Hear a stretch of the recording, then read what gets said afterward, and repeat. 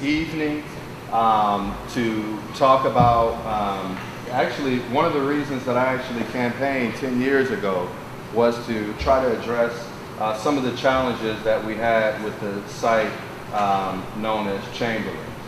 And so about 10 years ago, 9 years ago, Chris Western, city staff, entered into an agreement with the company to try to remediate the site so that we can make it better. So we got a lot of federal grants, state grants, did a lot of different things to try to help fix the situation. You already know we've done some work in some homes, or the company has, but there's still work left to do. And so right now, I just want everyone to know, and we have a presentation. We have people here from Howard R. Green, from the EPA, from Kansas State, that will be talking about what we can do for the future of that site, right? Because it's about reinvestment, it's about making that neighborhood better, it's about the vision that we have for tomorrow.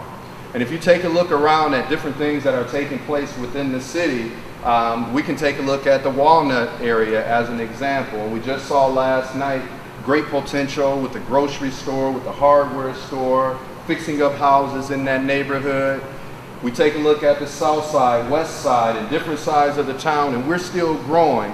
So I like to call right now one of the best periods of growth that we've ever had in the city of Waterloo. That's quote of the week, Tim, so put that down, quote of the week.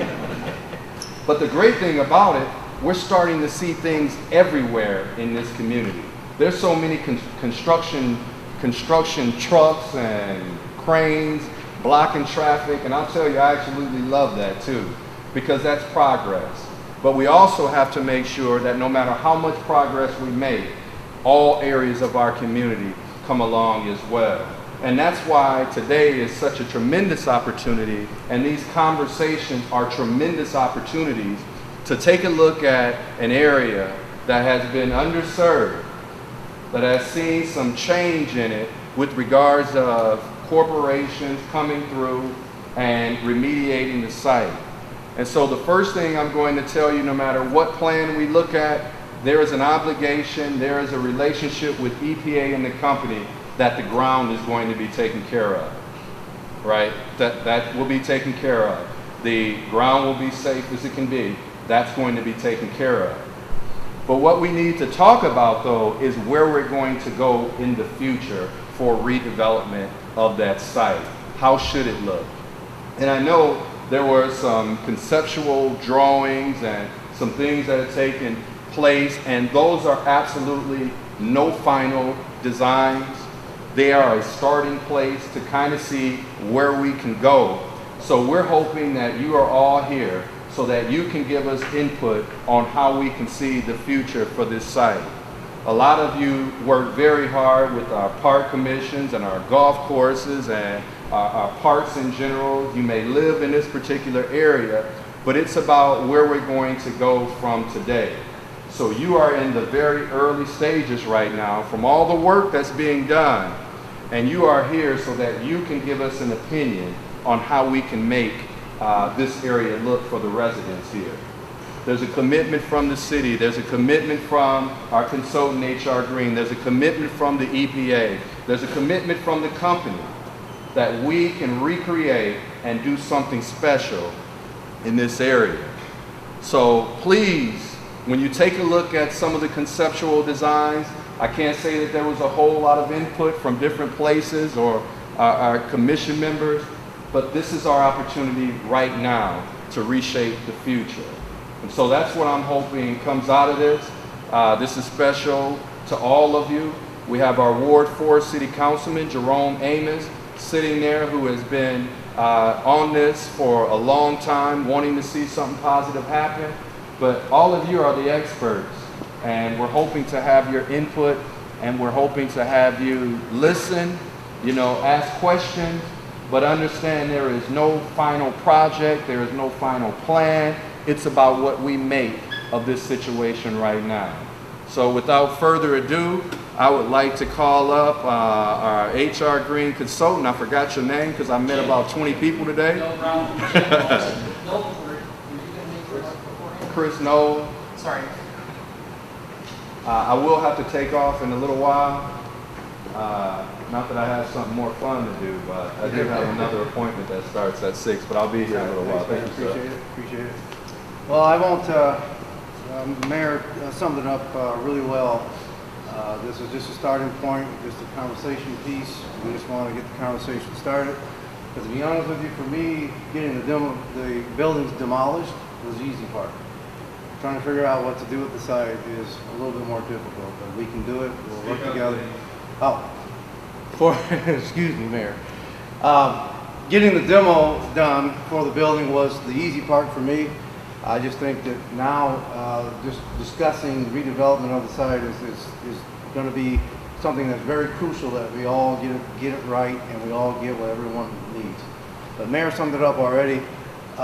So what we did, knowing how important it is to get this right and get something redeveloped here that everyone can be proud of, we've actually enlisted the help of the TAB program. It's the Targeted Brownfield, Technical Assistance Brownfield Group. And we have Margaret, Renas, and Emily Rode here. They're from the Delta Institute and they're part of the TAB program.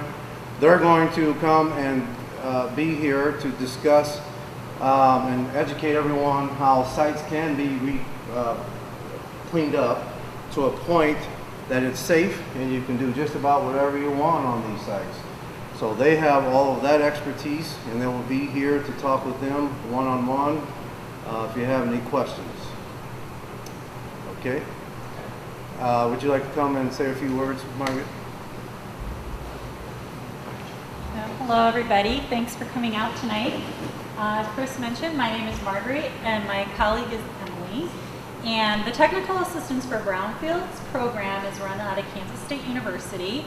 And we come out to meetings like this to talk to people and provide information, answer questions you might have.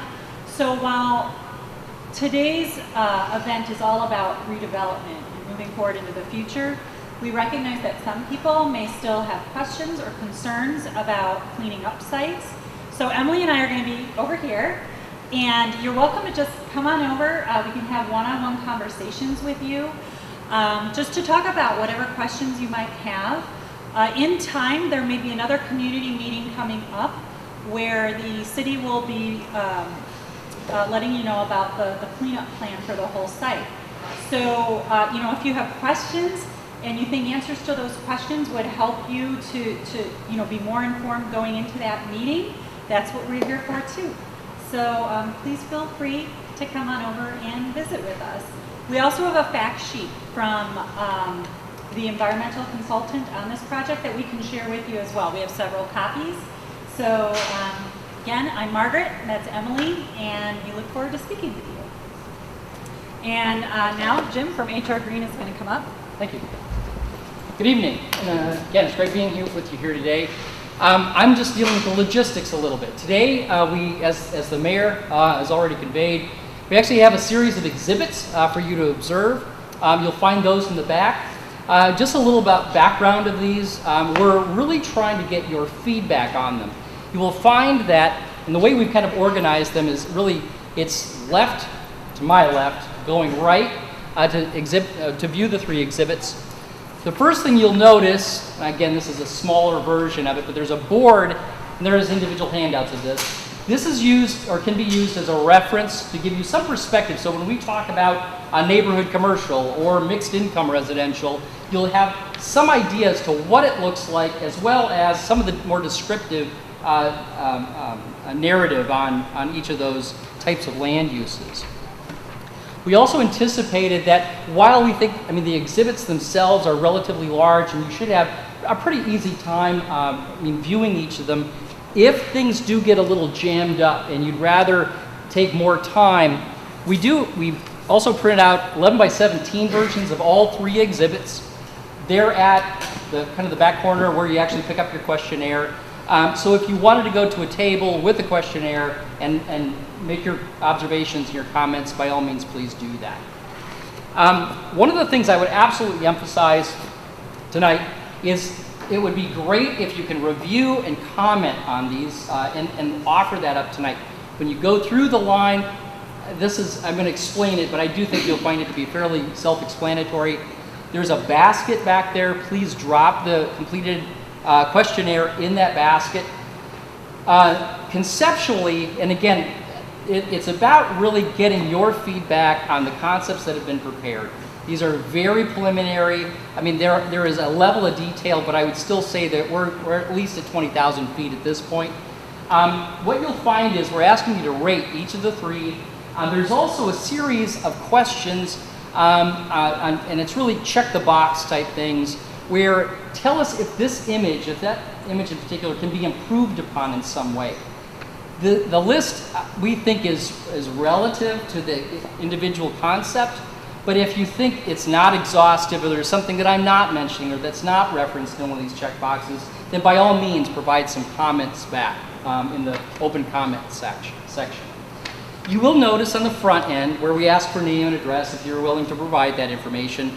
If you choose to submit this at a later date, which again, all things being equal, we'd far prefer that you actually submit this tonight. But there is Chris Western's email address, okay, and I believe he has phone number as well. But this is something that could be scanned and sent on to Chris if you'd prefer, or I suspect it could be mailed.